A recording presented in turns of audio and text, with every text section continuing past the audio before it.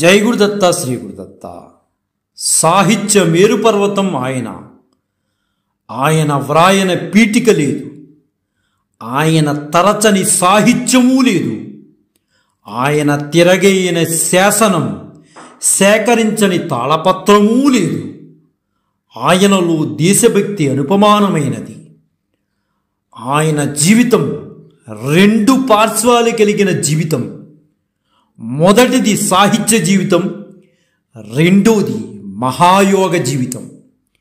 ఈ విధంగా భగవత్ప్రసాదిత జీవితంలో విభిన్నమైన రెండు పార్శ్వాలు కలిగిన ఆదర్శవంతమైన జీవితం గడిపిన యోగి పుంగవులు మన నీటి ప్రాతస్మరణీయులు వేటూరి ప్రభాకర్ శాస్త్రి గారు. సరిగ్గా ఇదే తేదీనే వారు వారి శరీరాన్ని త్యాగం చేశారు.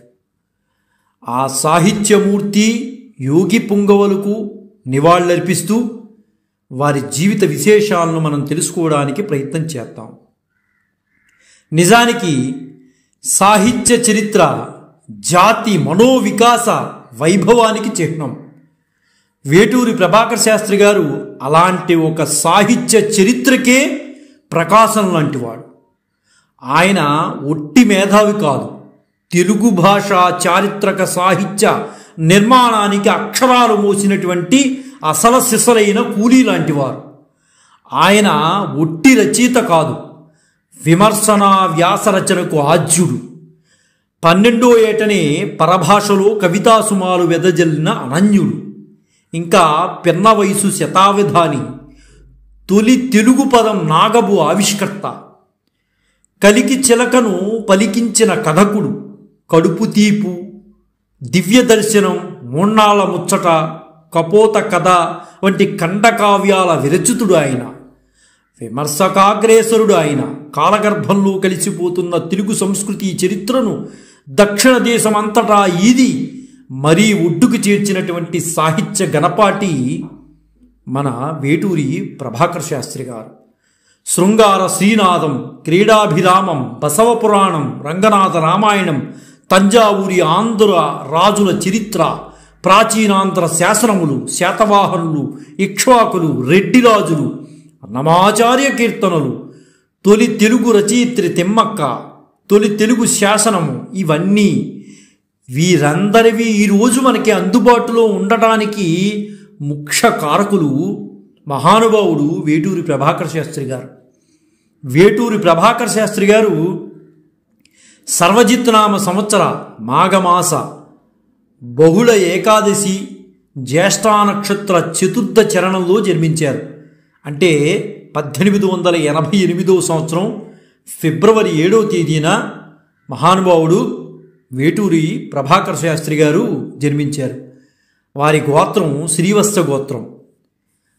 ప్రభాకర్ శాస్త్రి గారి యొక్క తండ్రి గారు చాలా గొప్పవాడండి. ఆయన ఆయుర్వేద వైద్యులు. ఆయన పేరు డాక్టర్ వేటూరి సుందర శాస్త్రి గారు. తల్లిగారి పేరు శేషమ్మ గారు. ఈ శేషమ్మ గారు ఎవరింటి ఆడపడుచు అంటే పీసపాటి వారి ఇంటి ఆడపడుచు. అంత గొప్ప కుటుంబం కాబట్టే మహానుభావుడు ఉద్భవించాడని అనుకుంటున్నాను నేను. సుందర శాస్త్రి గారు వైద్యమందే కాక శ్రౌత, స్మార్త, జ్యోతిష, శిల్ప, సంస్కృతాంధ్ర సాహిత్యము రంగములందు కూడా ఆయన సుందర శాస్త్రి గారు నిజంగా పేరుకు తగ్గట్టే సుందరమైన వాడండి. ఆయన అన్ని సాహిత్యాల్లోనూ అన్ని భాషల్లోనూ పరిచయం ఉన్నటువంటి మహానుభావుడు. వారు పద్యరచన చేసిన గొప్ప పండితులు. డాక్టర్ సుందర శాస్త్రి గారికి 4 కుమారులు ఉన్నారండి. వారిలో ప్రథముడు వెంకట శివశాస్త్రి గారు, రెండవ వారు ప్రభాకర్ శాస్త్రి గారు, మూడవ వారు చంద్రశేఖర శాస్త్రి గారు, 4వ వారు శంకర శాస్త్రి గారు. ఇప్పుడు ఈరోజు మన ప్రాతస్మరణీయుడైనటువంటి ప్రభాకర్ శాస్త్రి గారు సుందర శాస్త్రి గారికి 2వ కుమారుడు. ఈ ప్రభాకర్ శాస్త్రి గారు కృష్ణా జిల్లా పెదకళ్ళేపల్లిలో జన్మించారండి మహానుభావుడు.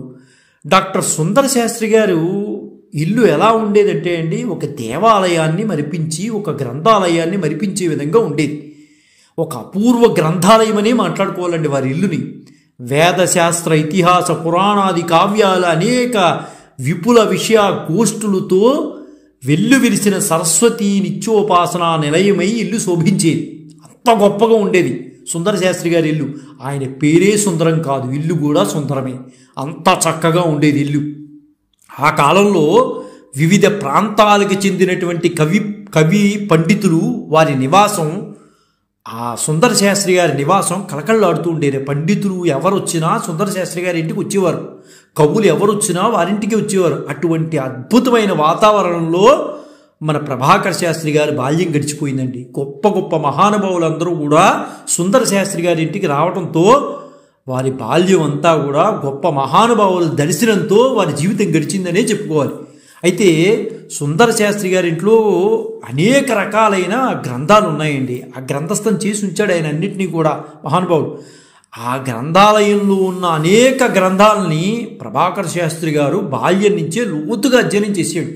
ఇంట్లో పుస్తకాలు ఉన్నప్పుడు, గ్రంథాలు ఉన్నప్పుడు చదవాలని ఉత్సుకత అనేది ఉంటుంది ఎవరికైనా. అది ప్రేరణ కలిగించాలి. అలా సుందర శాస్త్రి గారు ప్రభాకర శాస్త్రి గారికి ప్రేరణ కలిగించారు. దాంతో పుస్తకాన్ని వీడేవాడు కాదు మన ప్రభాకర శాస్త్రి గారు. ఇంట్లో అనునిత్యము జరిగే రామాయణ, భారత, భాగవతాది మహాగ్రంథ విషయ చర్చల్ని వారి బాల్య ప్రజ్ఞని ప్రభావితం చేసి దిశానిర్దేశానికి దోహదం చేసేవి అనుకోవాలి. ఎందువల్లంటే మహాపండితులు వచ్చినప్పుడల్లా మహాభారతము, భాగవతము, రామాయణం వీటి మీద మాటలు మాట్లాడుకుంటూ ఉండేవారు. ఆ మాటలే ప్రభాకర శాస్త్రి గారిని దిశానిర్దేశం చేశాయేమో అని అనిపిస్తోంది నాకు. ప్రభాకర శాస్త్రి గారు ప్రాథమిక విద్యని పెదకళ్ళేపల్లిలోను, కొట్టరపు సుందరరామయ్య పంతులు గారి వీధిబడిలో చదువుకున్నాడు ఆయన.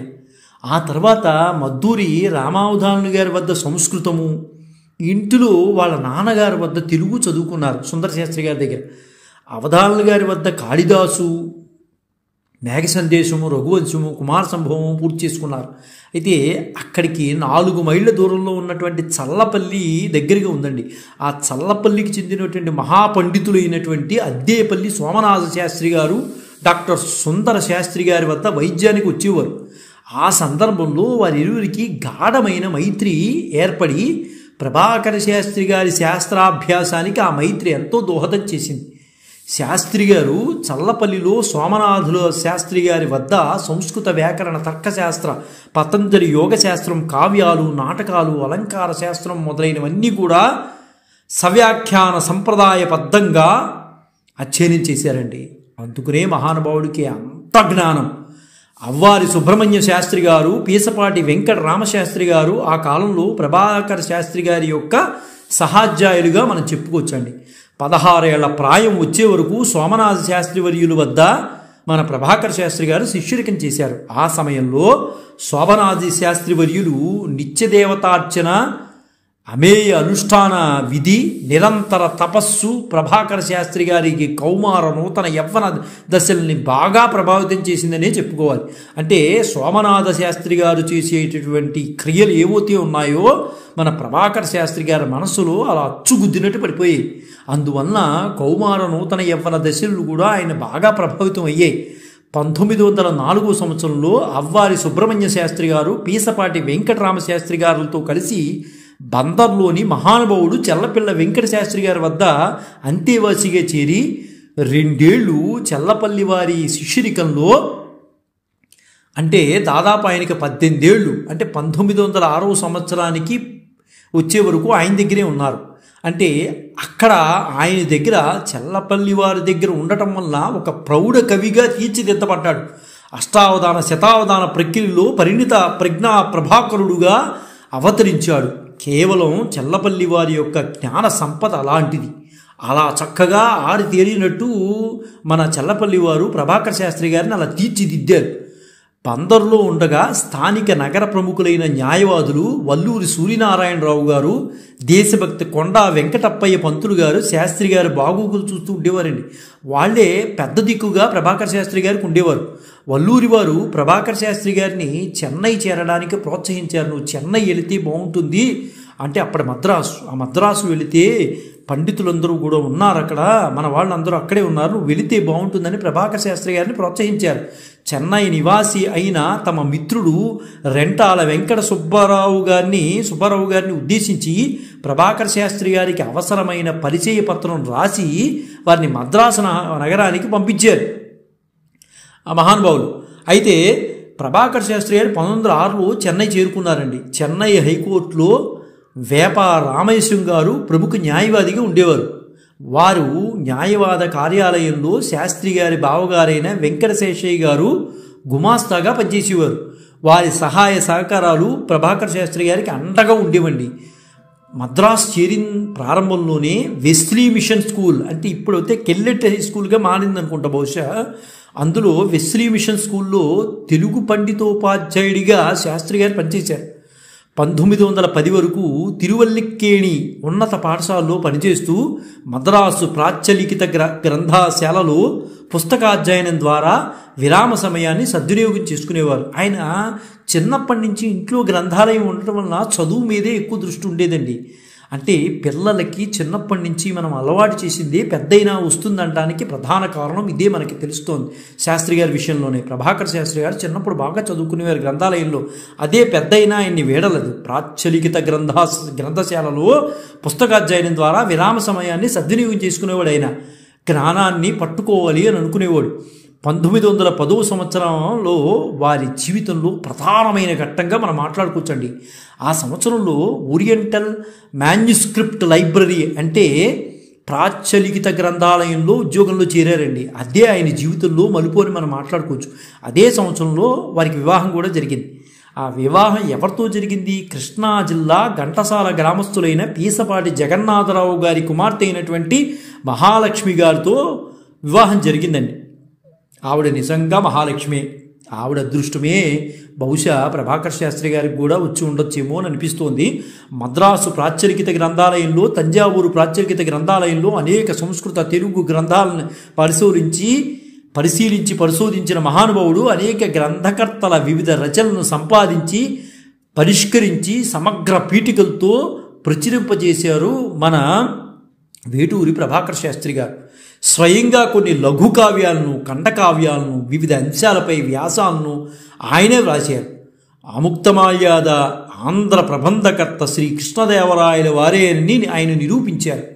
లక్ష్మీపుర శాసనము, పల్లవ నరసింహవర్మ ప్రథమ శాసనము, కపిలేశ్వరపురం శాసనం మొదలైన శాసనాలన్నింటినీ కూడా మన వేటూరి ప్రభాకర్ శాస్త్రి గారే బహిర్గతం చేశారండి. ప్రాచ్యలిఖిత గ్రంథాలయంలో ప్రాచీన గ్రంథ సముద్ధరణ కోసం అనేక అముద్రిత గ్రంథాల వివరాలను తెలియజేసి 19 సంపుటాలను వెలువరించారండి మహానుభావుడు. చాటుపద్యమంజరి, మణిమంజరిని విపుల పీఠికలతో వివరించారండి ఆయన. భాసనాటకాల్ని వెలుగులోకి తీసుకొచ్చిన మహానుభావుడు ఎవరయ్యా అంటే వేటూరు ప్రభాకర్ శాస్త్రి గారు. ప్రతిమాది భాసనాటకాలు కొన్నిటిని తెలుగు చేశారు. ఆ కాలంలో వివిధ రంగాల్లో విశేష విఖ్యాతి పొందినటువంటి గిడుగు రామూర్తి పంతులు గారు, కందుకూరి వీరేశలింగం పంతులు గారు, గురజాడ అప్పారావు గారు, వేప రామేశం పంతులు గారు, పనప్పాక అనంతాచార్యుల వారు, వేదం వెంకటరాయ శాస్త్రి గారు, డాక్టర్ ఆచంట లక్ష్మీపతి గారు, కాశీనాథుడు నాగేశ్వరరావు పంతులు గారు, టంగుటూరి ప్రకాశం పంతులు గారు, అక్కిరాజు ఉమాకాంత విద్యాశేఖర్లు మొదలైన మహానుభావులు అందరితోనూ మన వేటూరి ప్రభాకర్ శాస్త్రి గారికి గాఢమైన పరిచయాలు ఉండేదండి. అక్కడ గాఢమైన అంటే శాస్త్ర విషయాల మీద విపరీతంగా చర్చలు చేసుకునేవారు వీరు. పనికిమాని మాటలు కాకుండా ఎప్పుడు వచ్చినా శాస్త్రమైన పరిచయాలే ఎక్కువగా ఉండేదన్నమాట. వాళ్ళలో స్నేహాలు బాగా ఉండేవి. అయితే మహానుభావుడు తాతా సుబ్బరాయ శాస్త్రి గారి వంటి మహామనీషులు మద్రాసు నగరం వెళ్ళినప్పుడు సంస్కృతంలో ఉత్తండ పండితులు తాతా సుబ్బరాయ శాస్త్రి గారు. వారు ఎప్పుడైనా మద్రాసు నగరం వెళ్ళినప్పుడు శాస్త్రి గారింటి విడద చేసి మన వేటూరు ప్రభాకర్ శాస్త్రి గారి ఇంట్లోనూ ఉండేవారు. ఆయన ఎక్కడ ఏది పుచ్చుకునేవారు కాదు. మహాలక్ష్మమ్మ గారు వండిన మహాప్రసాదాన్ని మాత్రమే స్వీకరించేవాడు. ఒకవేళ వీళ్ళు లేకపోతే అలాగే ఉండిపోయేవాడు మహానుభావుడు. అంటే అంత నిబద్ధత కలిగినటువంటి మహానుభావుడు తాతా సుబ్బరాయ శాస్త్రి గారు. ఆ మహానుభావుడు వీళ్ళింటే విడిది చేసేవాడు ఆయన ఎప్పుడు వచ్చినా సరే. అయితే ప్రభాకర్ శాస్త్రి గారికి ఎదురైన సంఘటన ఒకటి గురించి మాట్లాడుకోవాలండి. ఆయన జీవితంలో చాలా సంఘటనలు ఉన్నాయి. అందులో ప్రథమ సంఘటన గురించి మనం మాట్లాడుకుంటున్నాం. గుడివాడ బందర్ రైలు మార్గంలో కరుణరసం ప్రధానంగా సాగిన వాస్తవ గాథండి ఇది మాత్రం కల్పన అవుతే కాదు, వాస్తవ గాథ. ఈ లఘుకృతి చదివిన వారికి, విన్నవారికి కూడా ఎంత ఆపుకుందామన్నా ఆగని కన్నీరు దారులై పారడం ఖాయమండి. అంత చక్కగా ఆయన జరిగిన విషయాన్ని ఆయన రాసుకున్నారు. ఇందులోని పాత్రలు మట్టి పని చేసి ఒక కూలివాడు, అతనిపై విశ్వాసం వీడలేని ఒక ఊరకుక్క. ఈ రెండు పాత్రల్ని కళ్ళకి కట్టినట్లు ఆయన చూసిన విషయాన్ని గ్రంథస్థం చేశాడు మహానుభావుడు. ప్రభాకర శాస్త్రి గారు ఒక పద్యంతో కథని ప్రారంభించారండి. రాకబందరు కదియును రైలు మీద చేరే నా రైలు గుడివాడ స్టేషనుకును, ఎక్కువారును దిగువారు త్రొక్కుటంబు గూరుచుండిరి నేనెట్ట కూరుచుంటి అని ఈ పద్యాన్ని వ్రాసి మొదలుపెట్టారు. అయితే బందరు నుండి బయలుదేరిన రైలు గుడివాడ చేరిన ప్రభాకర శాస్త్రి గారు ఆ రైల్లో అక్కడ తాను ప్రత్యక్షంగా చూసినటువంటి సంఘటన మర్చిపోలేక దానికి ఒక కథగా మలిచి దానికి విశ్వాసము అని పేరు పెట్టారండి. ఆయనకు ప్రత్యక్షంగా జరిగినటువంటి సంఘటనను ఆయన విశ్వాసము అంటే రైల్లో జరిగినటువంటి సంఘటన అండి అది. అయితే దాన్ని బందర్ నుండి గుడివాడ మధ్యలో వెళ్ళేటటువంటి దారిలో జరిగినటువంటి సంఘటన, ఆ సంఘటన రైల్లో జరిగిన సంఘటనని విశ్వాసం అని పేరు పెట్టారు. రైలు గుడివాడ చేరింది. ఒక చౌదరి గారు రైలు ఎక్కాడు. అప్పుడు ఒక కూలివాడు పనివాడు కూడా రైలు ఎక్కడం జరిగింది. కానీ చౌదరి గారికి ఆ కూలివాడు తన పక్కన కూర్చోవడం ఇష్టం లేదు. అందుకే కరకరని తెల్ల పువ్వులు కట్టుకున్న ఒక బ్రాహ్మణ యువకులను తానే పిలిచి తన పక్కన కూర్చోపెట్టుకున్నాడు. అతను పక్కన కూర్చుంటాడేమో అని చౌదరి గారు ఏం చేశారంటే ఒక బ్రాహ్మణ యువకుడు నుంచుంటే అతను పిలిచి తన పక్కన కూర్చోపెట్టుకున్నాడు. కూలివాడు తన పారతో మట్టి తట్టతో భయంగా ఒక పక్క నిలబడ్డాడు. అంటే ఆయన పక్కన కూర్చోవటానికి అంటే తెల్లటి వస్త్రాలతో చౌదరి గారు నిండు కుండలాగా బ్రహ్మాండంగా ఉన్నాడు. వాడు వచ్చి ఇక్కడ కూర్చుంటాడేమో అని చెప్పి బ్రాహ్మణ యువకుడిని పక్కన కూర్చోబెట్టుకున్నాడు. సరే ఆ తట్టా పారా పట్టుకుని అతను అలా నిలబడి అలా చూస్తున్నాడు. ప్రభాకర శాస్త్రి గారు అతనికి భయం పోగొట్టడానికి ఓదార్చాడు. ఇంతలో ప్లాట్ఫామ్ మీద ఉన్న ఒక వృద్ధుడు రైల్లో ఉన్న బ్రాహ్మణ యువకుడిని చూసి, ఎంత ఇబ్బంది తీరగానే అమ్మాయిని తెచ్చి విడిచిపెడతాను చెప్పడం చూసి ప్రభాకర శాస్త్రి గారు, మీరు అల్లుళ్ళు మామలా మీరు అల్లుడును ఆయన మామ అని అడిగారు. ఇంతలో అంటే ఆ బ్రాహ్మణ యువకుడిని చూసి శాస్త్రి గారు, ప్రభాకర శాస్త్రి మీరు అల్లుడా, ఆయన మీ మామగారా అని అడిగారు.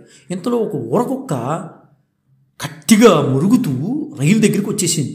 కూలివాడిని చూసి తన సహజ గుణంతో కాళ్ళు ఆడిస్తూ తోకను ఆడిస్తూ మూతిని తిప్పుతూ అసలు నాలుక సాగదీసి దవడను బయట పెట్టేసేసి అలా చొంగ కారుస్తూ ఆ కుక్క ఆ యజమాని అదే ఆ కూలి అతను చూసి అలా నిశ్చేష్టుడై ఉండిపోయింది. ఆ కుక్కను చూసి ఎంత సహజత్వం అని అనుకున్నారు అందరూ కూడా. ఎంత సహజంగా ఉంది ఇది, అసలు ఆశ్చర్యపోయారు ఆ సంఘటన చూసి. అది ఆ కుక్క గురించి ఈ విశ్వాసము అనే గాథను రాశారండి మహానుభావుడు. నిజంగా శాస్త్రి గారి ప్రతిభ లాంటిది. కూలివాడు కుక్కకు తెలియకుండా రైల్వే స్టేషన్కి వచ్చినా ఆ కుక్క ఆ కూలివాడి జాడ పసిగట్టి వచ్చేసింది. కూలివాడు నిజానికి దానికి టిక్కెట్టు కొనడానికి డబ్బులు లేక ఇంటి వద్దనే వదిలేసి వచ్చేసాడు.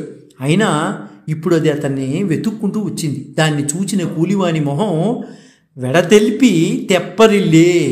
తలుపులు తెరిచి కుక్క రైల్లోకి ఎక్కించాలనుకుని కూలివాన్ని వారిస్తూ చౌదరి గారు తలుపు వద్ద అరిచాడు గట్టిగా, తలుపేసాయి, రావడానికి లేదు, కుక్క లోపలికి అన్నాడు. కుక్క అరుస్తుండగా బ్రాహ్మణ యువకుడు పక్కన కూర్చోపెట్టుకు చౌదరి గారి పక్కన ఉన్నటువంటి బ్రాహ్మణ యువకుడు తన చేతులు కర్రతో ఆ కుక్క మూతి మీద ఒక్కడి కొట్టాడు.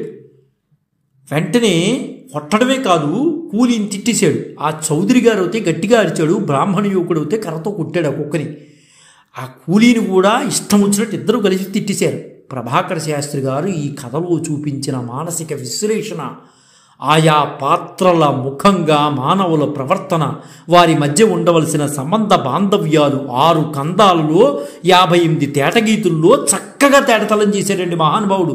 ఇది చదువుతుంటే మనసున్న ప్రతి ఒక్కడూ కూడా కళమన్నీరు కార్చాల్సిందే. ఆయన ఒకటే మాట అన్నారు, పేదవాడి బ్రతుకు ఆనాడైనా ఈనాడైనా ఏనాడైనా 10 మందికి ఆటబంతి లాంటి వాడే అని ఆయన చివరి కన్క్లూజన్ ఆయన ఇచ్చాడండి మహానుభావుడు ప్రభాకర శాస్త్రి గారు. అదే ప్రభాకర శాస్త్రి గారి చేలికించబడిన విశ్వాసం అంత అద్భుతంగా పండిందండి ఆ రోజుల్లో. అది అందరూ చదవతగ్గదేనండి. అది చదువుతుంటే ఆ పద్యాలు చదువుతుంటే కళ్ళమ్మ నీళ్ళు పెట్టని వారంటూ ఉండరు. అంత చక్కగా రాశాడు ప్రభాకర శాస్త్రి గారు. ప్రభాకర శాస్త్రి గారు 1939-40లో తిరుపతి విచ్చేసి శ్రీ వెంకటేశ్వర ప్రాచ్య కళాశాలలో ఆంధ్ర భాషా శాఖను స్థాపించి దానికి తొలి ప్రధానాచార్యులుగా శాస్త్రి గారు పనిచేశారండి. ఆ సమయంలోనే వారు ప్రాచ్య పరిశోధనా సంస్థల్లో పరిశోధక పండితులుగా పనిచేస్తూ తాళ్లపాక అన్నమాచార్యుల వారి సంకీర్తనలను వెతికి తీసి వాటి పరిశోధనా ప్రచురణను చేయించారు.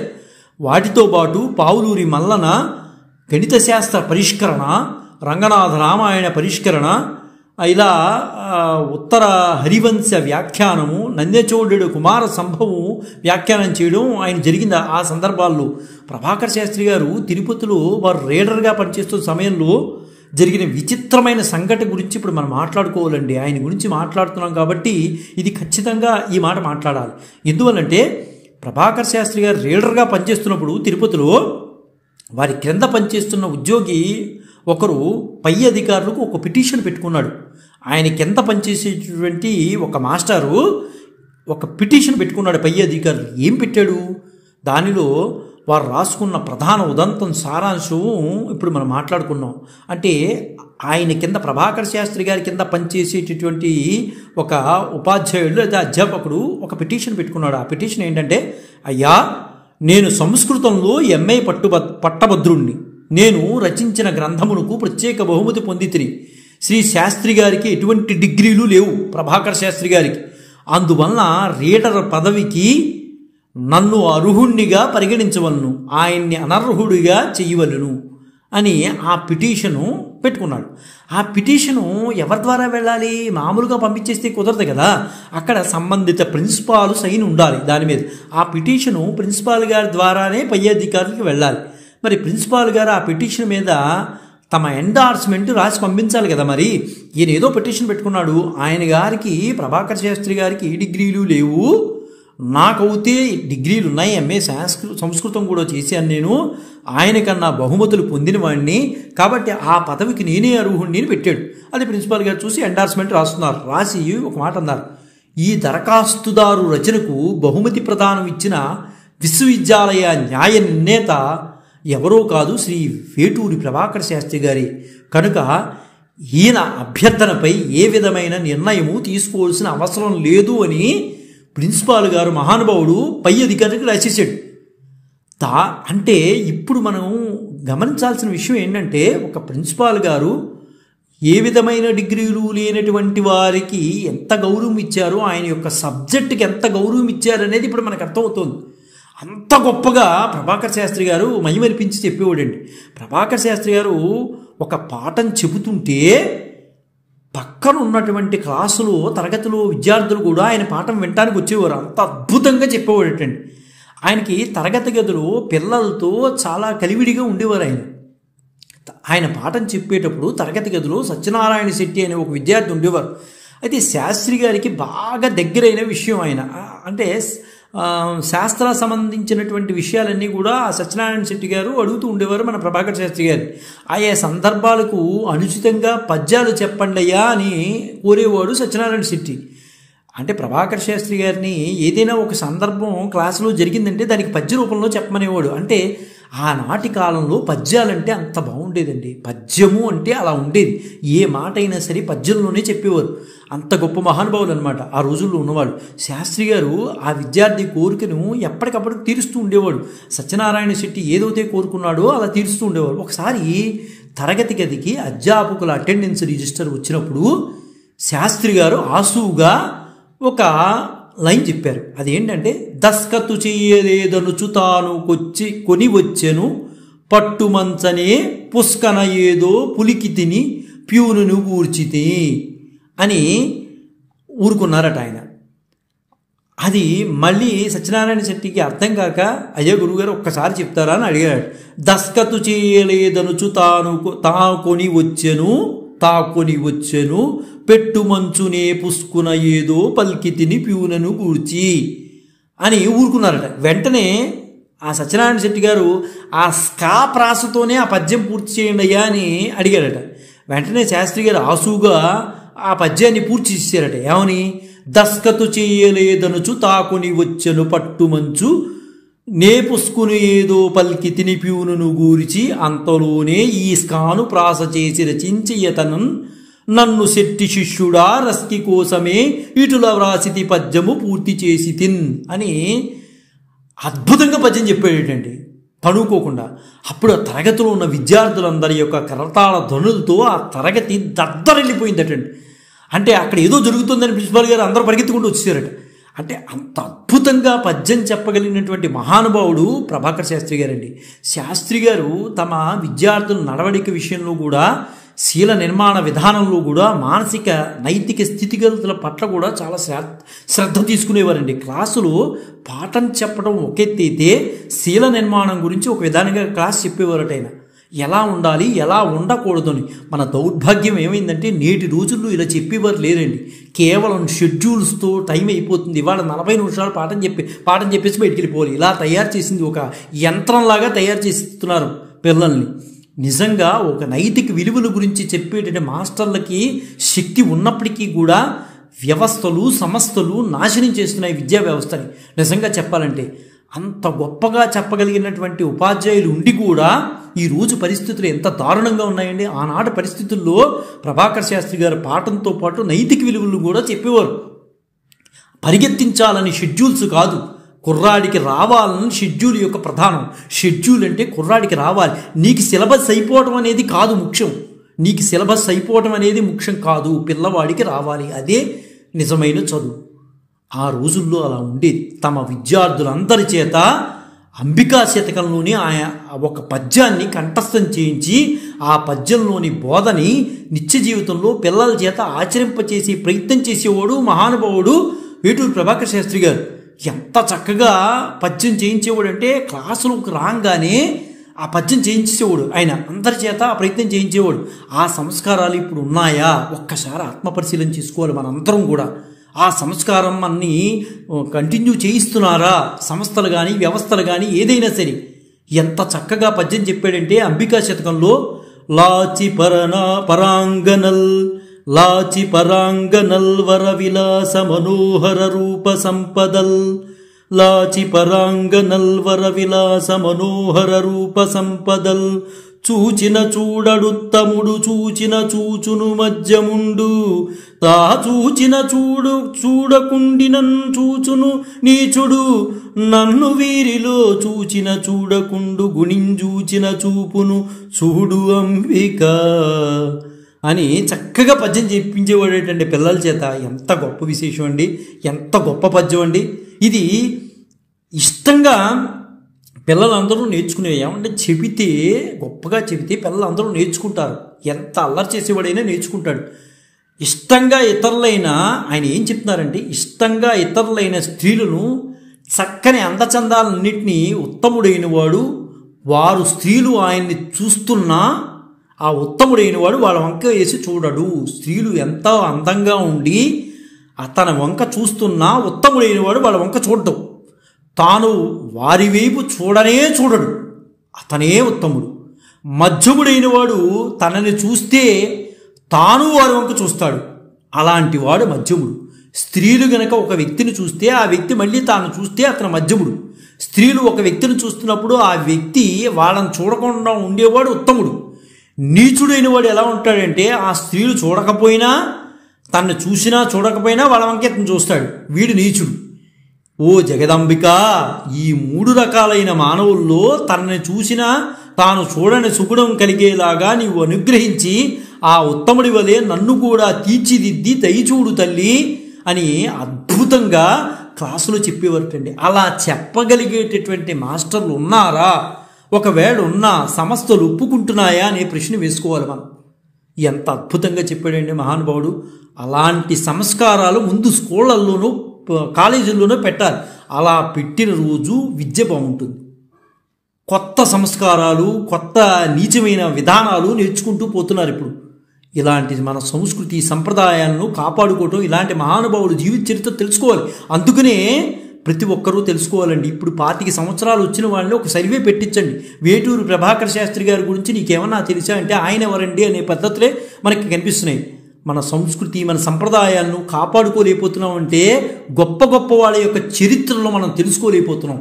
తెలుసుకోలేకపోవటానికి ప్రధాన కారణం అహంకారం. వారి జీవిత చరిత్ర మనమేంటి మనం తెలుసుకోవడం అని. ఆ మహానుభావులు ఎంత ఎదిగినా ఒదిగి ఉండే మనసు కాబట్టి ఈరోజు కూడా వారి గురించి మనం చర్చించుకోగలుగుతున్నాం. కాబట్టి సంస్థలైనా వ్యవస్థలైనా ఖచ్చితంగా ఇలాంటి సంస్కృతులను మనం పాటిస్తే భావి భారత పౌరులుగా తీర్చిదిద్దేటటువంటి వారు ఇంకా భవిష్యత్తు బాగుంటుంది.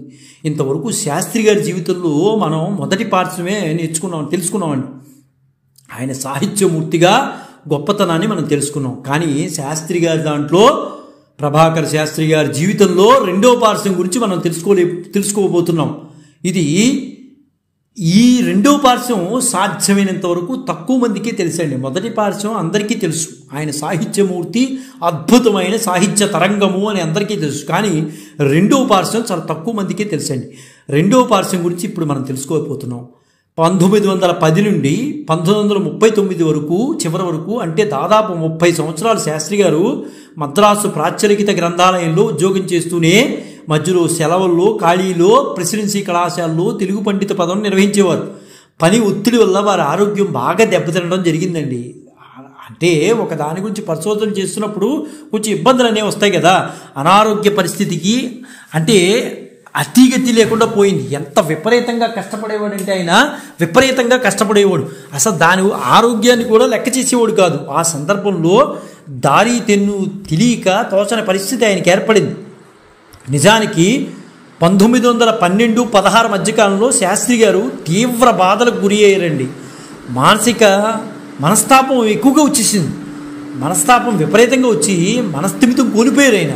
అంటే అంత పరిశోధనలు అలా చేస్తాయండి మనుషుల్ని. దాంతో మనస్తాపానికి గురయ్యాడు ఆయన. మద్రాసులో రైలు ఎక్కి ఎక్కడో ఆత్మహత్య చేసుకోవాలని భావించి రైలు ఎక్కడానికి స్టేషన్కి పోయాడు ఆయన. అసలు ఇంక ఈ బాధ భరించలేకపోతున్నాను నేను ఆత్మహత్య చేసుకోవాలని చెప్పేసి రైలు ఎక్కడానికి వెళ్ళిపోయాడు. అంటే కొన్ని సందర్భాల్లో ప్రతి వ్యక్తికి కూడా ఇలాగ అనిపిస్తూ ఉంటుందండి. ఆయన జీవితంలో కూడా ఇలా వచ్చింది. అది నక్షత్ర ప్రభావం, జ్యేష్ఠ నక్షత్ర ప్రభావం, ఇంకోటో తెలియదు. కానీ పక్కన పెడితే ఆయన ఆత్మహత్య చేసుకుందామని వెళ్ళిపోయాడు ఈ మానసిక స్ట్రెయిన్ భరించలేక. అప్పుడు అప్పూరి జగన్నాథరావు గారు అనే వారితో పరిచయం అయింది. ఆయన తన బావగారైన ప్రెసిడెన్సీ కళాశాల ఫిలాసఫీ ప్రొఫెసర్ పోతరాజు నరసింహం గారి పరిచయం చేశారు. పోతరాజు నరసింహం గారు మహానుభావుడు అండి. ఫిలాసఫీలో, తత్వశాస్త్రంలో చెప్పడంలో మహానుభావుడు. ఆయనకి మించిన వాళ్ళు ఎవరు లేరు. ఈ పోతరాజు నరసింహం గారు ఎవరు అంటే సాక్షాత్తు మాస్టర్ సివివి గారి శిష్యుడు. మాస్టర్ సివివి గారి శిష్యుడు అంటేనే మనకు అర్థమవుతుంది. పోతరాజు గారు ఇచ్చిన పరిచయ ఉత్తరాన్ని తీసుకుని వేటూరు వారు కుంభకోణంలో ఉన్న మాస్టర్ గారి ఇంటికి చేరుకున్నారు. మానసిక పరిస్థితి బాగుండకపోవడం వల్ల పోతరాజు గారిని కలిస్తే పోతరాజు గారు చెప్పారు, నువ్వు ఎక్కడికి వద్దు, ఒక చోటకి పంపిస్తాను, అక్కడికి వెళ్ళు, నీకు మానసిక పరిస్థితి అంతా నిలబడుతుంది, వెళ్ళు నువ్వు అని ఒక ఉత్తరం ఇచ్చి పంపించారు. అప్పుడు మాస్టర్ గారి ఇంటికి చేరి ఉత్తరం ఇచ్చారు. ఆయన చదివి విశ్రాంతి తీసుకోమని సలహా ఇచ్చారు మాస్టర్. ఆ మాటతోనే ప్రభాకర్ శాస్త్రి గారిలో ప్రజ్ఞ ప్రవేశించింది. ఆయన లెటర్ చూసి నవ్వుకుని పక్కన పెట్టి మాస్టర్ సివివి మాస్టారు మీరు వెళ్ళి రెస్ట్ తీసుకోండి అన్నారు. అప్పటికి ఆయన చేతి గూడు జారి చాలా కాలం నుంచి చాలా బాధపడుతున్నారు. ఆయన అక్కడికి రాగానే మాస్టర్ మొహం చూడంగానే మీరు వెళ్ళి రెస్ట్ తీసుకోండి అనే మాట అనగానే మాస్టర్ సివివి మాస్టారు ఆ గూడు మళ్ళీ యథాస్థానంగా వచ్చేసింది. ఒక్కసారిగా ఆశ్చర్యపోయి పాదాభివందనం చేశాడు ఈయన మన ప్రభాకర్ శాస్త్రి గారు. ఒక చెయ్యి పైకి లేపగలిగేవారు కూడా కాదు ఆయన. అలాంటి వాడు కింద పడిపోయి ఆయనకి కాళ్ళకి నమస్కారం పెట్టేశాడు. ఇప్పుడు హాయిగా పనిచేస్తుంది అని మాస్టర్ గారు అన్నారు. మాస్టర్ గారి అనుమతితో రాధాకృష్ణ పిల్లే, మహాదేవ్య గారు శాస్త్రి గారిని పరీక్షించారు. అంటే మాస్టర్ సివివి గారి దగ్గర ఆ అభ్యాసం తీసుకోవాలంటే పూర్వజన్మ వృత్తాంతం తెలుసుకుంటారు మాస్టర్. అప్పుడు మాత్రమే అలాంటి వారికి మాత్రమే యోగ దీక్షిస్తారు. మాస్టారు రాధాకృష్ణ పిల్లే గారిని, మహాదేవి శాస్త్రి గారిని ఇద్దరిని కూడా నియమించారు. మన ప్రభాకర్ శాస్త్రి గారి పూర్వజన్మ వృత్తాంతం తెలుసుకురండి. సరే, వెంటనే వారు పూర్వజన్మ వృత్తాంతం తెలుసుకుని మాస్టర్ సివివి గారి దగ్గర ప్రభాకర్ శాస్త్రి గారి విషయాలన్నింటినీ కూడా పెట్టారు. అప్పుడు మాస్టర్ సివివి గారు ప్రభాకర్ శాస్త్రి గారి మీద చెయ్యి వేసి ఆయన ముఖంలోకి ఒకసారి చూశారు. అంతేనండి, మాస్టారు మహానుభావుడు సివివి మాస్టర్, ఆయన చెయ్యి పడితే చాలు మనలో ఉన్నటువంటి రోగాలన్నీ పోతాయి. వెంటనే ఆయన ముఖంలో చూసి ఇలా చూసి నవ్వారు. అంతే, ప్రభాకర్ శాస్త్రి గారికి ఏదో తెలియని శక్తి వారి శరీరంలో ప్రవేశించేసింది. అప్పటి నుంచి ప్రభాకర్ శాస్త్రి గారు మాస్టర్ సివివి గారు శిష్యులైపోయారు. ఏమిటో తెలియదు, ఆయన ఎవరో తెలియదు, ఆయన ఏం చేస్తాడో తెలియదు. ఉత్తరం పట్టుకుని వెళ్ళాడు, ఆయన చూశాడు, చూడంగానే పూర్వజన్మ వృత్తాంతం కావాలన్నాడు, పరీక్ష చేశారు, ఆ రిపోర్ట్ ఆయన దగ్గరికి వచ్చింది. ఆయన రిపోర్ట్లో ఏముందో ఆయనకి చెప్పలేదు. ఇలా మాస్టర్ సివివి మాస్టారు ప్రభాకర్ శాస్త్రి గారి మీద చెయ్యేసి మొక్కల్లోకి చూశాడు. అంతే, ప్రభాకర్ శాస్త్రి గారి జీవితం మారిపోయింది. అప్పటి నుంచి ప్రభాకర్ శాస్త్రి గారు మునుపున్నటువంటి సాహిత్యమూర్తి కన్నా 1000 రెట్లు మానవతా విలువలు కలిగినటువంటి వ్యక్తి అయిపోయారు. అప్పటి నుంచి ఇతరుల బాధలను చూసిన శాస్త్రి గారు తట్టుకోలేకపోయేవాడు, మానవతామూర్తి అయ్యాడు. సాహితీమూర్తల్లా మానవతామూర్తి అయ్యి చివరికి యోగి పుంగవుడు అయ్యాడు. ఆయన తన ఆత్మశక్తితో బాధలు తీర్చేవారు. నిన్నటి వరకు నువ్వు ప్రభాకరుడు, ఈ రోజు నుంచి నన్ను గురించి రాయగల యోగ్యత నీకు మాత్రమే ఉందని మాస్టర్ సివివి గారు ప్రభాకర్ శాస్త్రి గారిని మెచ్చుకున్నారు. దాంతో ప్రభాకర్ శాస్త్రి గారి యొక్క జీవితం మలుపు తిరిగింది. 1918లో తంజావూరు సరస్వతి గ్రంథాలయంలో పనిచేశారు. ఈయన వారాంతపు సెలవుల్లో మాస్టర్ గారిని దర్శించి యోగ రహస్యాలు నేర్చుకునేవారు శాస్త్రి గారు. తమలో సమస్త విశ్వాన్ని, సమస్త విశ్వంలో తమను దర్శించగల యోగి పుంగవులుగా మాస్టర్ సివివి గారు ప్రభాకర్ శాస్త్రి గారిని తయారు చేశారు. అందుకనే మాస్టర్ సివివి గారిని మన ప్రభాకర్ శాస్త్రి గారు చివరి అంకం వరకు వదిలిపెట్టలేదండి.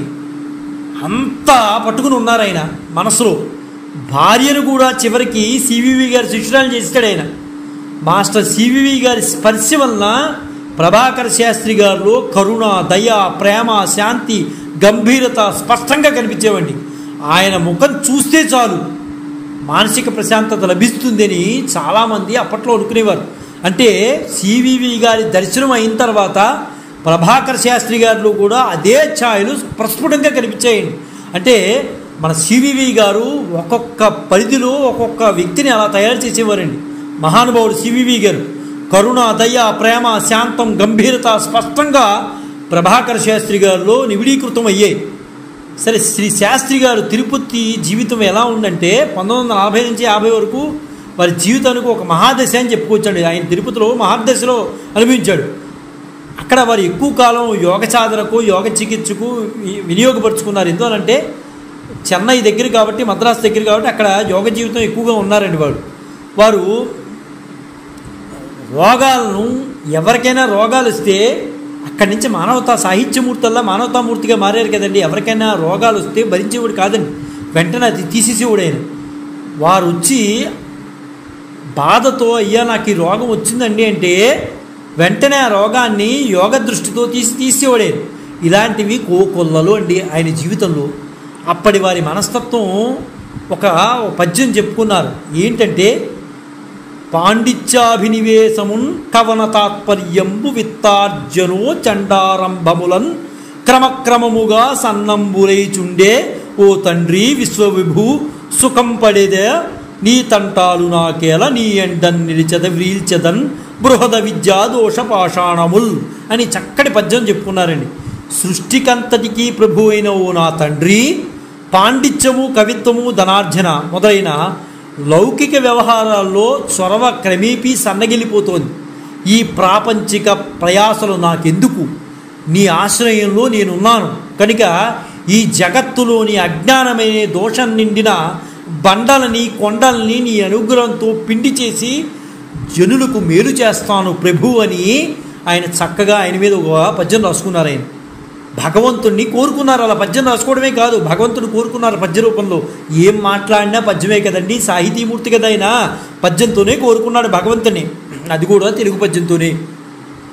ఒకసారి ఒక రిక్షావాడు కొడుకు నోటి మాట రాక మూతి వంకర పోయిందండి. చేతులు కాళ్ళు స్వాధీనం లేకుండా పోయాయి. శాస్త్రి గారి దగ్గరికి తీసుకొచ్చారు. ధ్యానం చేసి వాడితో కాఫీ తాగించి శరీరానంతా నిమిరి ప్రేమ కురిపించారు మన ప్రభాకర్ శాస్త్రి గారు. అంతే వాడు తనకి ఒక్కసారిగా లేచి నాకు జబ్బు పట్టడం ఏంటి, నేను జబ్బులతో కూర్చోవడం ఏంటని చెప్పి చక్కగా పరిగెత్తుకుంటూ వెళ్ళిపోయాడు. అది శాస్త్రి గారి యొక్క గొప్పతనం. ఆ గొప్పతనం ఎవరి నుంచి వచ్చింది? మాస్టర్ సివివి గారి స్పర్శతో వచ్చింది. బందర్లో వేమూరి దుర్గా నాగేశ్వరరావు గారికి 2 కిడ్నీల్లో రాళ్ళు చేరి ఎన్ని మందులు తిన్నా తగ్గడం లేదు. వేటూరి వారి వద్దరికి వెళ్ళారు. డాక్టర్లు అది తగ్గే జబ్బు కాదని హేళన చేశారు. ఏమయ్యా ఆయన దగ్గరికి వెళ్ళటం ఏంటయ్యా, ఆయన ఏమన్నా డాక్టరా, ఆయన ఒక సాహితీమూర్తి అంతే, ఆయన దగ్గరికి వెళ్ళటం ఏంటి, మేము డాక్టర్లు, మేము చెప్పిందే నిజం, ఆయన చెప్తే ఏంటి ఒక పద్యం చెప్తాడు, అంతకన్నా ఏం చెప్పడు కదా, నువ్వు వెళ్ళటం ఏంటి ఆయన దగ్గరికి అని ఆ జబ్బు పడిన వాడిని హేళన చేసేవారు. ఒకసారి తీవ్రంగా బాధ అనిపిస్తూ శాస్త్రి గారికి కబురు చేస్తే, నేను అయ్యా మీ దగ్గర రాలేకపోతున్నాను అని కబురు చేశాడు. ఆయన తాను శాస్త్రి గారు అక్కడే ఉండి చికిత్స చేస్తానని భయం లేదని చెప్పారు. కాసేపటికి మూత్రం ద్వారా రాళ్ళు కిందకి పడిపోయి బాధ నివారణ జరిగింది. అప్పుడు ఆలస్యం ఎందుకు జరిగిందని ఆయన వేటూరు వారిని ప్రశ్నించారు. అయ్యా ఇలా చేసేటప్పుడు మీరు ముందే చేస్తే ఈ బాధ నేను పడేవాడిని కాదు కదా, ఆ డాక్టర్లు కూడా మిమ్మల్ని విమర్శ చేసేవారు కదా, అలా చేసి ఉండకపోయేవారు కదా, మీరు ముందే చేయొచ్చు కదా, నన్ను బాధను చివరి వరకు ఎందుకయ్యా పెట్టారు అంటే, అప్పుడు శాస్త్రి గారు అన్నారు, నమ్మకం నీకు పూర్తిగా లేనందువలన నేను ముందు చేయలేదు, నీకు నమ్మకం వచ్చింది నా పట్ల, అందుకునే నేను చేశాను. కాబట్టి ఒక మంత్రం కానీ ఒక యంత్రం కానీ ఏది ఇవ్వాలన్నా ముందు నమ్మకం బలమైందండి. ఆ నమ్మకం కుదిరిన తర్వాతే అవి ఇవ్వాలి. అలా కాకుండా ముందిస్తే దానికి సత్ఫలితాలను ఇవ్వవు. ఒకసారి శాస్త్రి గారు అయాచితుల హనుమశాస్త్రి గారు అప్పల సోమేశ్వర శర్మలతో కలిసి భృక్తరహిత రాజయోగం గురించి మాస్టర్ గారి గురించి మాట్లాడుకుంటున్నారు. సివివి గారి గురించి చెప్తున్నాడు. ఆయన మహానుభావుడండి, ఆయన స్పర్శ తగిలితే చాలు అని చెప్తాడు. వారిద్దరూ ఈ యోగ మహత్యానికి ఏదైనా నిదర్శనం చూపమని అడిగారు. హనుమశాస్త్రి గారు అయితే సోమేశ్వర శర్మ గారు, సరే మీరు బాగానే ఉంది, మేము నమ్ముతాము, ఒక్క నిదర్శనం చూపించండి అయ్యా అని అడిగారు. సరే మీకు ఏ పువ్వు ఇష్టమో చెప్పండి అన్నారు మన ప్రభాకర్ శాస్త్రి గారు. వాళ్ళు సోమేశ్వర శర్మ గారు నాకు సంపంగి అంటే ఇష్టము అన్నారు. అలాగే మన హనుమశాస్త్రి గారు కూడా నాకు సంపంగి అంటే ఇష్టం అన్నారు. వేటూరు వారు ధ్యానంలో మునిగి వెంటనే వాళ్ళు ఉన్న ప్రదేశం అంతా సంపంగి పూల వాసన గుబాళించిందండి. కాలం కాని కాలంలో సంపంగి పూల వాసన రావడం అందరినీ ఆశ్చర్యచకితులు చేసింది. ఇది చాలదా అండి సివివి మాస్టర్ యొక్క యోగ నిదర్శనానికి? మాస్టర్ యొక్క అనుగ్రహం ఉంటే వ్యక్తులు ఎలా ఉంటారు అనేది ఒక్క నిదర్శనం చాలా. అడిగిన వాళ్ళు సామాన్య వ్యక్తులు అవుతే కాదు. హనుమశాస్త్రి గారు, సోమేశ్వర శర్మ గారు మామూలు మనుషులు కాదు, పండిపోయినటువంటి మహానుభావుడు. వాళ్ళ నోటిని మూయించినటువంటి మహానుభావుడు వేటూరి ప్రభాకర్ శాస్త్రి గారు. అంటే సివివి గారి యొక్క దర్శన ప్రభావం ఎలా ఉంటుందో ఇక్కడ మనకు తెలుస్తోంది. కల్లూరి వీరభద్ర శాస్త్రి గారు వేటూరు వారిని దర్శించడానికి మద్రాసు వెళ్ళారు.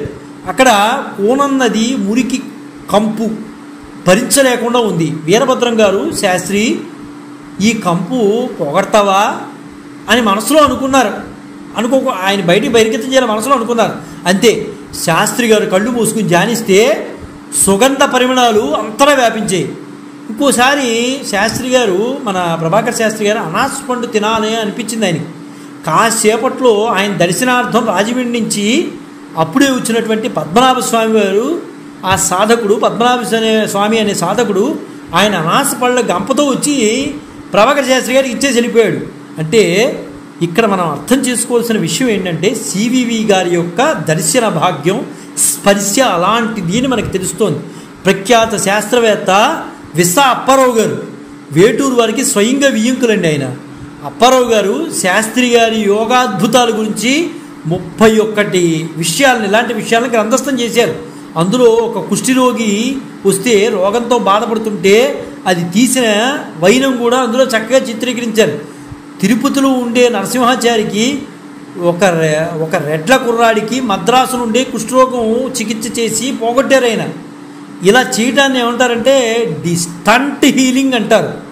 తిరుపతిలోని పార్థసారథి అయ్యంగారు భార్యకు గర్భకోశ క్యాన్సర్ వస్తే డాక్టర్లు ఆమెను ఇంకా రోజుల్లో ఉన్నారని చెప్తే శాస్త్రి గారు ఆయన్ని కోరితే వెళ్ళి శాస్త్రి గారిని కోరితే వాళ్ళ ఇంటికి వెళ్ళి ప్రార్థన చేశారు సివివి మాస్టర్ని. నలుపు ఎరుపు ద్రవం బయటికి పోయి ఆమె నుంచి 15 రోజుల్లో ఆమె మామూలు మనిషికి తిరిగేసింది. ఇలా మాస్టర్ యొక్క అనుగ్రహంతో మన వేటూరి ప్రభాకర్ శాస్త్రి గారు ఎన్నో లీలలు చేశాడు.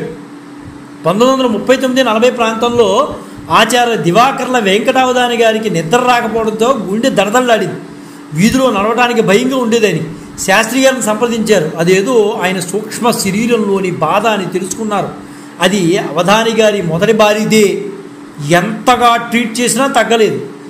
అవధాని గారికి ఒకసారి నువ్వు నా మాట వినకపోతే వినేటట్లు చేస్తానని గట్టిగా మందలించాడు. వారి ఆదేశం ప్రకారంగా అవధాని గారి రెండో భార్యకి మొదటి భార్య మొదటి సంతానంగా పుట్టి రుణం తీర్చుకోంది. అప్పటి నుంచి అవధాని గారికి ఏ బాధలు లేవు. అంటే ఎంత గొప్ప విశేషం అంటే ఆ రెండో భార్య కడుపులో ఈ మొదటి భార్య పుట్టుతుంది అని కోరుకున్నాడు ఈయన. వెంటనే అదంతా పోయింది. అది చెప్పిన వాళ్ళు ఎవరో అంటే వేటూరు ప్రభాకర్ శాస్త్రి గారే చెప్పారు ఆ విషయం అలా కోరుకోమని. అలాగే కుప్పుస్వామి శాస్త్రి గారికి మొదటి భార్య చనిపోయి ఆయన చాలా బాధపడితే వేటూరు వారు ఆమెను ఆయన కొడుకు శేషగిరికి కూతురు పుట్టమని చెప్పి అలానే జరిగితే ఆయనకి ఆనందం కలిగింది కూడా. నిజంగా అలాగే పుడుతుందని చెప్పారు, అలాగే పుట్టారు కూడా. ప్రఖ్యాత దేశభక్తులు మహావక్త చెరుకువాడ నరసింహం పంతులు గారికి క్షయవ్యాధి చాలా తీవ్రంగా వచ్చింది. దాన్ని ట్రీట్ చేసి నయం చేశారు శాస్త్రి గారు.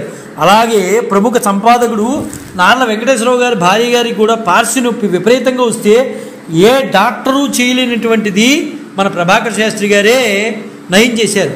అలాగే తిరుపతి ప్రాచ్య శోధనా సంస్థ సంచాలకుడు రామానుజన్ స్వామి వారి భార్యకి ఇబ్బంది వస్తే ఆ ఇబ్బందిని కూడా మన ప్రభాకర్ శాస్త్రి గారు తగ్గించారు. ఆయన ఒకటే చెప్పేవారు, నా చుట్టూ అందాన్ని అమృతాన్ని పంచిపెట్టాలనే సంకల్పం ఉన్నవాడిని నేను. అందరి ఆపదల నుంచి రక్షించడం, అందరిలో ఆనందాన్ని నెలకొల్పడం అనే రెండు భావాలే నాకు ఉచ్ఛ్వాస నిశ్వాసాలు. అవి ఆడడంలోనే నా ఊపిరి ఉంది అని మహానుభావులు వేటూరు ప్రభాకర్ శాస్త్రి గారు చెప్పేవారండి. నిజంగానే ఆయన ప్రభాకరుడు అంటే సూర్యుడిలాగానే ఆరోగ్యాన్ని ఇచ్చేవాడండి. ఆ రోజుల్లో ఆరోగ్యం భాస్కరాదిత్యత్ అనేవారు కాదు, ప్రభాకర ఆదిత్యత్, ఆరోగ్యం ప్రభాకర ఆదిత్యత్ అనేవారు. అలా అనేవారు అందరూ. అలా అయిపోయింది నానుడు కూడా. అంటే సివివి గారి యొక్క దర్శనం భాగ్యం ఆయన్ని అంత ఉన్నత స్థితికి తీసుకెళ్ళిందండి. ఆయన మాటని పలికితే నోటి నుంచి చాలు ఆ మహానుభావుడు ఎన్నో వరాలు ఇవ్వగలిగేటువంటి దివ్య సంపన్నులు. ఆయన పట్ల విశ్వాసం ఉన్నవారు ఈ మాటలు అనేవారు, ఖచ్చితంగా అనేవారు. మీరు మామూలు వ్యక్తి అయితే కాదు. ఆ ఆరోగ్యాన్ని సూర్యుడు ఇస్తాడో లేదో తెలియదు కానీ ఈ ప్రత్యక్ష ప్రభాకరుడు మాత్రం మాకు ఆరోగ్యాన్ని ఇస్తున్నాడు అని ఆనాటి జనం ఎంతగానో పొగిడేవారు. అదంతా కూడా సివివి గారి స్పర్శతో వచ్చినటువంటి శక్తి అండి. అది శ్రీ వేటూరు ప్రభాకర్ శాస్త్రి గారు వికృతినామ సంవత్సరం శ్రావణ బహుళ విద్య మంగళవారం రోజున, అంటే సరిగ్గా ఇదే తేదీ అండి, 29 ఆగస్టు 1950 మధ్యాహ్నం 12:30 వారి శరీరాన్ని వదిలి అనంతలోకానికి వెళ్ళిపోయారండి. యోగి పుంగవుడు, నిత్య పరోపకార చింతనాపరుడు, విజ్ఞాన వటవృక్షము వేటూరి ప్రభాకర్ శాస్త్రి 29 ఆగస్టు 1950 తన 62వ ఏట ఈ లోకాన్ని భౌతికంగా వదిలి వెళ్ళిపోయారండి. వీరు తనువు చాలించి కూడా దాదాపు 72 ఏళ్ళు పూర్తయిపోయింది. వీరి కాలధర్మం పట్టిన రోజు నుంచి ఆనాటి పత్రికలు నెల రోజుల పాటు పుంకానుపుంకాలుగా వార్తలు, కథనాలు, ప్రత్యేక వ్యాసాలు ఇలాంటి విషయాలు ఎన్నింటో చర్చించేయండి. ఆ రోజుల్లో 1950లో అనంత తేజోమూర్తి యోగి పుంగవుడు వేటూరి ప్రభాకర్ శాస్త్రి గారు లోకానికి పంచిన వెలుగులు అనంతంగానే ఇప్పటికీ కూడా ప్రసరిస్తూనే ఉంటాయండి. వేటూరు ప్రభాకరుడు ఆనాటి ఆపన్న జీవితాల్లో నిజమైన ప్రభాకరుడుగా నిలిచారండి. వారు దేహత్యాగం చేసిన తేదీ ఈరోజు. కావున ఆ మహానుభావుడికి మనం అందరం కూడా తప్పనిసరిగా ఘనమైన నివాళులు అర్పించాలండి. ఆ మహానుభావుడికి ఘనమైన నివాళులు అర్పిస్తూ జై గురుదత్త, శ్రీ గురుదత్త, శ్రీపాద శ్రీవల్లభ చరణదాసుడు, మానికొండ రాజశేఖర శర్మ, రాజమహేంద్రవరం. స్వస్తి.